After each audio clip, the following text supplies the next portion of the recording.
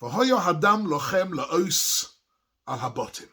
The blood that was put on the doorposts at the moment of Yetzias Mitzrayim, this was a transformational moment when all the individual Jewish people who were the descendants of Avraham, Yitzchak, and Yaakov in the land of Egypt, all of them suddenly became something else completely. They were no longer Yechidim, they were no longer individuals, they were now Klal Yisrael. The nation of the Jewish people was created in Parshat Bo, and from that moment on, we're not looking anymore at a group of individuals. This was the moment when Klal Yisrael expressed their collective emunah in HaKadosh Baruch Hu.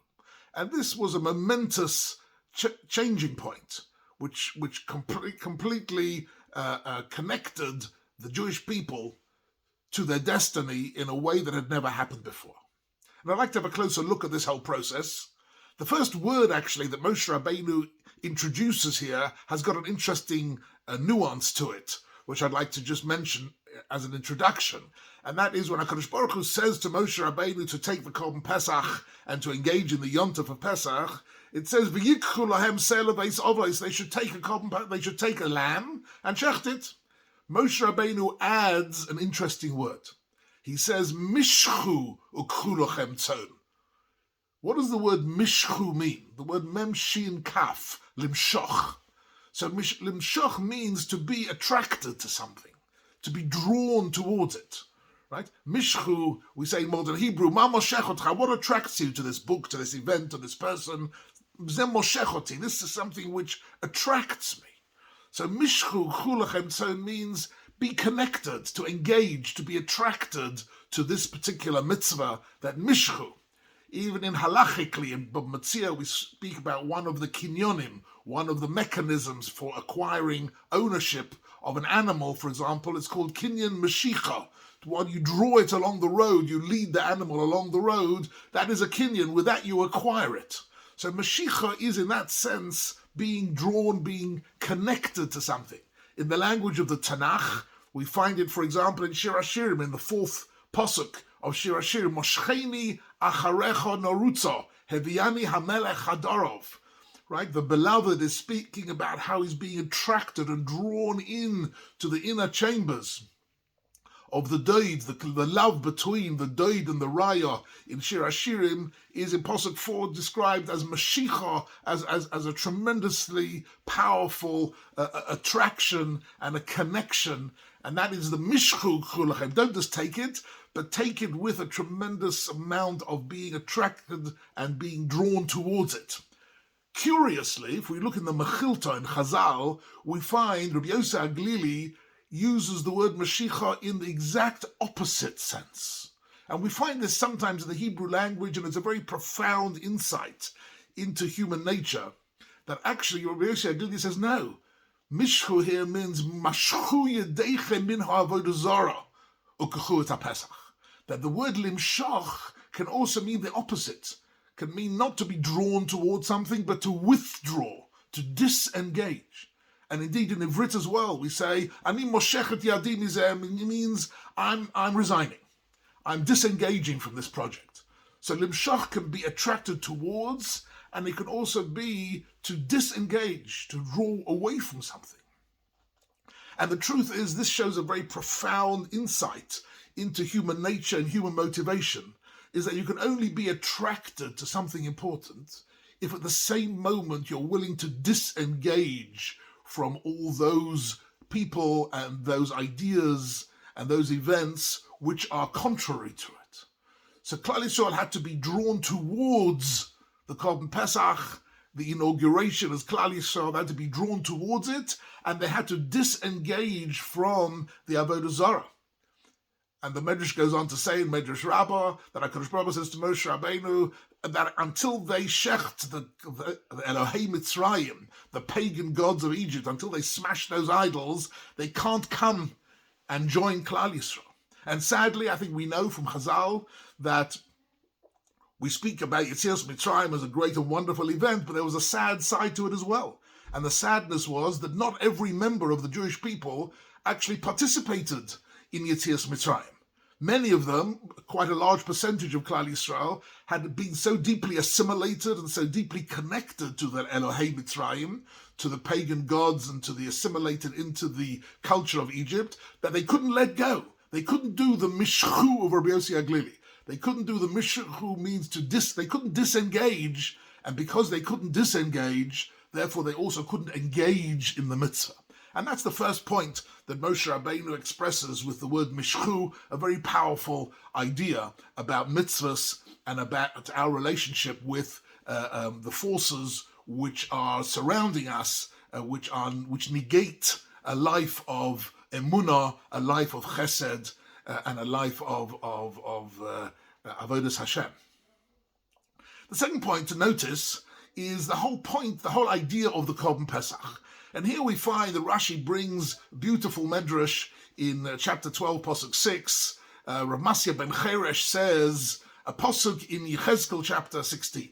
There the Pasuk says, Ve'ever olayich, ve'ereich, ve'hinei iteich eis doitim.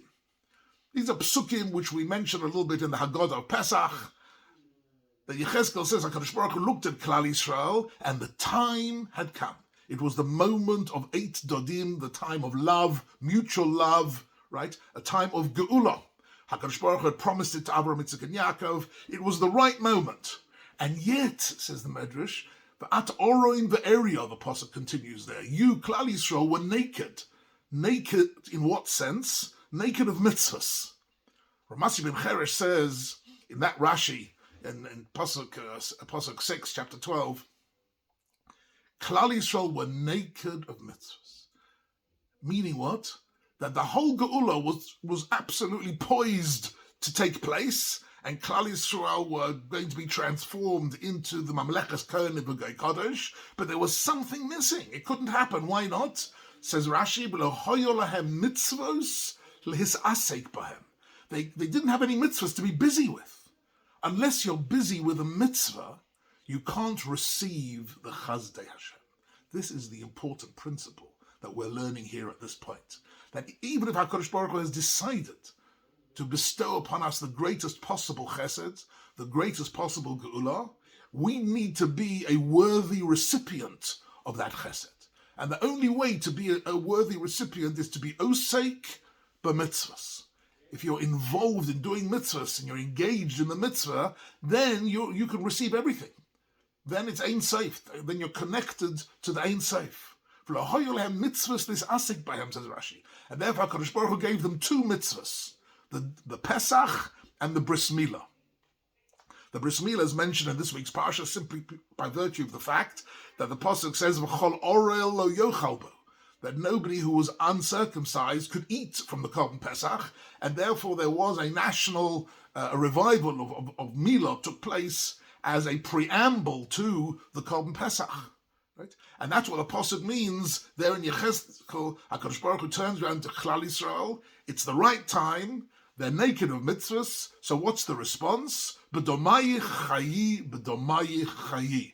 A pasuk that we say at the Haggadah on Leil Seder, and a pasuk that we say at every Bris Milah. B'domayich chayi means the blood of the Pesach and the blood of the Bris Milah, where blood often means something negative, that somebody is bleeding, chas v'shalom, and losing life. Here we have exactly the opposite. These bloods only give life. The life of the Korban Pesach and the life of the Bris Milah, they are giving Klal Yisrael mitzvahs lehit asek bahem. The first point to notice, interestingly, is the Kliyaka writes that it wasn't enough that they had the zechus, that they didn't change their names and they didn't change their clothes and they didn't assimilate, because all those are just prohibitions and negative mitzvahs. In order to gain the Chazdei Hashem, we need to engage in mitzvot aseh. And the two primary, most powerful mitzvot aseh in the whole Torah are Korban Pesach and Bris Milah. These are the mitzvot aseh, these are the paramount mitzvahs which express our connection to HaKadosh Baruch Hu, and which in fact transform the Jewish people from a group of individuals into Am Yisrael with a new destiny. There's a very interesting, I just want to say two more ideas about these two mitzvahs. One of them comes from the Chasam Sofer, who says, why Milah and Pesach? He says, because Milah and Pesach are both mitzvahs which contain the idea of the inner strength of Klal Yisrael. The Bris Milah is the inner strength of Klal Yisrael, of Ezehu Gibor HaKovesh Es Yisrael, the inner strength to resist the internal negative side of human nature. Within human nature, there is a negative side, often called the Yetzer Hara. The negative side is Hakino, V'Ataiva, V'Akovod, jealousies, and anger, and violence, and ego. All these are natural, but they're negative. And to be able to engage in Avodas Hashem, we need to overcome them, and this is symbolized by the Bris Milah, says the Chasam Sofer.